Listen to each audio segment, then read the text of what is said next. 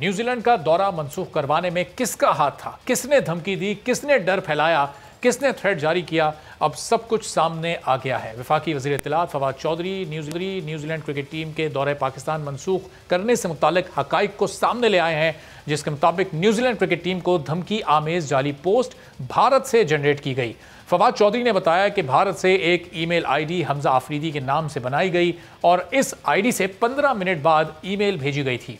Email की VPN location Singapore की लगाई गई ताकि भारत की लोकेशन मालूम ना हो सके, जबकि जो डिवाइस न्यूजीलैंड क्रिकेट बोर्ड को थ्रेट देने के लिए इस्तेमाल हुई वो भारत की थी और ओम प्रकाश मिश्रा नामी शख्स ने मुंबई से इस डिवाइस को इस्तेमाल किया था। फवाद चौधरी ने यह भी बताया कि जिस डिवाइस से ये ईमेल की गई इसमें 13 ईमेल आईडीज़ हैं और इन तमाम ईमेल आईडीज़ ये इंडियन हैं, फिल्म इंडस्ट्री और ड्रामों के नामों पर ये बनाई गई हैं, लेकिन इस बार जानबूझकर हमजा आफरीदी के नाम से ईमेल आईडी को जनरेट किया गया। और फिर यही नहीं, 19 अगस्त को एहसानुल्लाह एहसान के नाम से फेसबुक पर जाली पोस्ट के जरिए न्यूजीलैंड की टीम को टारगेट करने की धमकी दी गई थी। इस धमकी आमेज पोस्ट में लिखा गया था कि न्यूजीलैंड टीम को पाकिस्तान नहीं जाना चाहिए, दाइश वहां पर हमले करेगी। फवाद चौधरी ने यह भी बताया कि 24 अगस्त को कीवी क्रिकेटर मार्टिन गप्टिल की अहलिया को एक धमकी आमेज ईमेल की गई। उस ईमेल में धमकी दी गई थी कि मार्टिन गप्टिल को पाकिस्तान में कत्ल कर दिया जाएगा। इस पर तहकीक से पता चला कि ईमेल अकाउंट 24 अगस्त को रात 1:05 पर बनाया गया, जबकि सुबह 11 बजे इस अकाउंट से ईमेल की गई। ये तमाम तर तफसीलात बताते हुए फवाद चौधरी ने क्या कहा, जरा ये सुनिए। 24/21 को ईमेल आईडी है tehreek-labback@protomail.com। मार्टिन गप्टिल हैं, उनकी बेगम को एक ईमेल जनरेट की जाती है और उनको ये थ्रेट किया जाता है कि मार्टिन गप्टिल को पाकिस्तान में कत्ल कर दिया जाएगा। ये ईमेल अकाउंट 24 अगस्त 2021 को रात 1:05 के ऊपर क्रिएट किया गया और 11:59 पे सुबह इस ईमेल से जो मार्टिन गप्टिल हैं उनकी बीवी को ये ईमेल जो है वो की गई। लेकिन ज़ाहिर है ये कोई पहला वाक़या नहीं है, ऐसा पहली बार नहीं हुआ है कि पाकिस्तान दहशतगर्दी और इस पाकिस्तान में जो दहशतगर्दी की जा रही है इसके पीछे भारत का हाथ हो। पिछला साल EU डिसइंफोलैब ने भारत का बदनुमा चेहरा दुनिया के सामने बेनकाब किया था और खेल में सियासत लाना और पैसे की बुनियाद पर अपना असर व रसूख दिखाना भारत की पुरानी आदत बन गई है। भारतीय क्रिकेट बोर्ड क्रिकेट से मुतालिक तमाम फैसले सिर्फ अपने मफाद को सामने रखकर करता है। पैसे की चमक दमक और लालच की वजह से दूसरे मुल्कों के खिलाड़ियों को ये फैसले मानने भी पड़ते हैं। अभी इसी महीने दौरा इंग्लैंड पर भारतीय टीम ने अचानक अपना 5वां टेस्ट कोविड पॉजिटिव केसेस की वजह से खत्म कर दिया था, लेकिन एक रोज पहले ही IPL फ्रेंचाइज सनराइजर्स हैदराबाद के बॉलर टी नटराजन में कोरोना वायरस की तस्दीक हुई, लेकिन IPL मुंतजमीन ने बताया कि ये टूर्नामेंट शेड्यूल के मुताबिक जारी रहेगा और उसके बाद भी मैचेस होते रहे। किसी गैर मुल्की खिलाड़ी को इस पर कोई एतराज़ भी नहीं है। इंग्लैंड के साबिक कप्तान माइकल वॉन ने भारत के दौरे मेयार को अपने ट्वीट के जरिए वाजे किया। उन्होंने ट्वीट किया कि देखते हैं कि IPL इंग्लैंड और भारत के आखिरी टेस्ट की तरह मनसूख होता है या नहीं होता, और फिर उन्होंने इसी ट्वीट में लिखा कि मुझे यह कि ऐसा नहीं होगा। अब इस पूरी सूरत हाल पर गुफ्तगू करते हैं आकिब जावेद साहब, साबिक टेस्ट क्रिकेटर हमारे साथ मौजूद हैं। अब्दुल माजिद भट्टी साहब सीनियर स्पोर्ट्स एनालिस्ट हैं, सीनियर तज्जियाकार हैं, हमारे साथ मौजूद हैं। बहुत शुक्रिया आप दोनों मेहमानों का। तो आकिब भाई, ये अब न्यूजीलैंड की टीम गई लेकिन ये साजिश अब बेनकाब हो गई, इंग्लैंड ने आने से मना किया, आज हुकूमत ने बता दिया कि इसके पीछे भारत था। अब ICC में क्या ऑप्शंस हैं पाकिस्तान के पास के किस भारत को यहाँ पर तो बेनकाब कर चुका, ICC में किस तरह से बेनकाब किया जा सकता है भारत को? हाँ देखिए, इसमें एक तो जो क्रिकेट से बढ़ के ये चीज़ें हैं, क्रिकेट बोर्ड से भी बढ़ के और इवन ICC से भी बढ़ के, ये तो आपकी जो मिनिस्ट्री है वो दबाव डाले और इसके जब तक सबूत आपके हाथ में नहीं होंगे तब तक आप ICC में जाएंगे तो वो तो बड़े आराम से इससे निकल जाएंगे कि ये तो मामला तुम लोगों का आपस की सियासत है, उस लेवल की गवर्नमेंट टू गवर्नमेंट, तो इतना ज़्यादा फायदा नहीं होगा जब तक कि वो जो असल में जो रिपोर्ट है वो जो थ्रेट लेवल, तो जब तक कि वो आपके हाथ में नहीं आती। सही।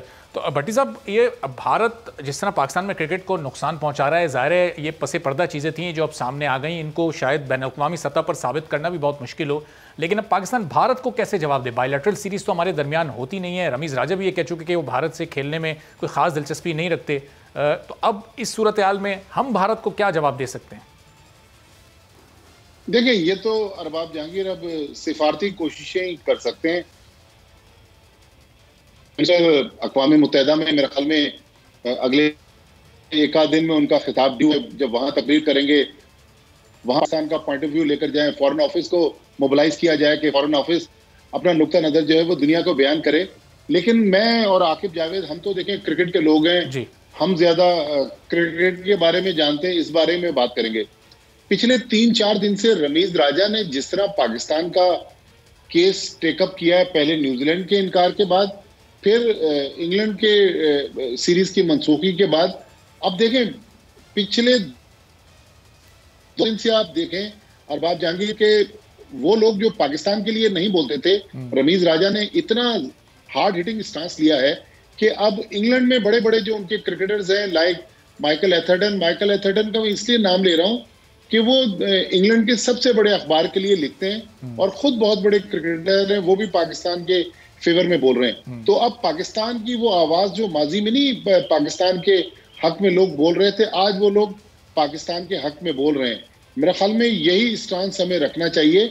लेकिन एक बात जज्बात से हट के, कुछ लोग फोरफिट की भी बात कर रहे हैं, कुछ कह रहे हैं कि बॉयकॉट कर दे। क्रिकेट 12-13 मुल्कों में खेली जाती है, टेस्ट क्रिकेट की मैं बात कर रहा हूँ।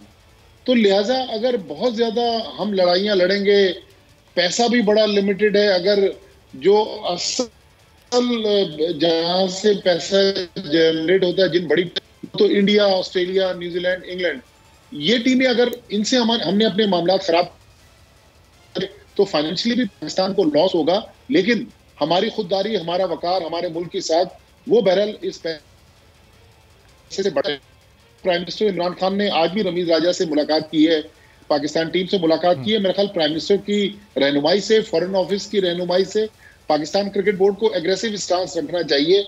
आज देखें रमीज राजा साहब ने भी ये कल रात इंटरव्यू में की है कि अब दुनिया थू थू कर रही है मुल्कों की तरफ जो पाकिस्तान से खेलने से इनकार कर रहे हैं। तो मेरे ख्याल में पाकिस्तान बहुत अच्छे तरीके से अपना केस लेके आगे बढ़ रहा है।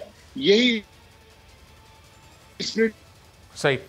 और भट्टी साहब, ज़ाहिर एक सवाल आपसे और फिर आकिब भाई से भी, पहले आकिब भाई से मैं पूछ लेता हूँ, फिर आपकी तरफ भी आता हूँ कि ये माजी के खिलाड़ी माइकल एथरटन या माइकल वॉन जैसे लोग तो चलें, वो ये इस वक्त अफोर्ड कर सकते हैं पाकिस्तान का साथ देना, चूँकि उनके ज़्यादा से ज़्यादा कमेंट्री के असाइनमेंट्स कैंसिल हो सकते हैं, भारतीय असर रसूख से, या कोचिंग वगैरह उनकी मुतासिर हो सकती है। लेकिन जो करंट प्लेयर्स हैं, इनके लिए बड़ा मुश्किल है आकिब भाई अफोर्ड करना। क्रिस गेल ने जो ट्वीट किया, अब आप देखें कल उनको किंग्स पंजाब की टीम में नहीं शामिल किया गया, कल उनकी सालगिरह भी थी, वो उन्हें ड्रॉप करके इंडिया ने उनको एक मैसेज दिया कि वो जो आपने ट्वीट किया था, तो उसका जवाब ये, इस तनाजुर में हम उनके ड्रॉप होने को देख सकते हैं। बिल्कुल, देखिए असल में आपने ये देखना है कि ये इंडिया सुपर पावर कैसे क्रिकेट की बन गया। उससे पहले तो इंग्लैंड था या ऑस्ट्रेलिया था। इंडिया ने किया क्या कि अपनी जो IPL है उसके थ्रू उन्होंने पूरी दुनिया की जो क्रिकेटर्स हैं, पूरे क्रिकेट बोर्ड और ICC के अंदर जो है सबसे ज्यादा वो पैसा लाते हैं। तो इस तरह से उन्होंने IPL के जरिए आहिस्ता आहिस्ता पूरी दुनिया को अपने काबू में कर लिया।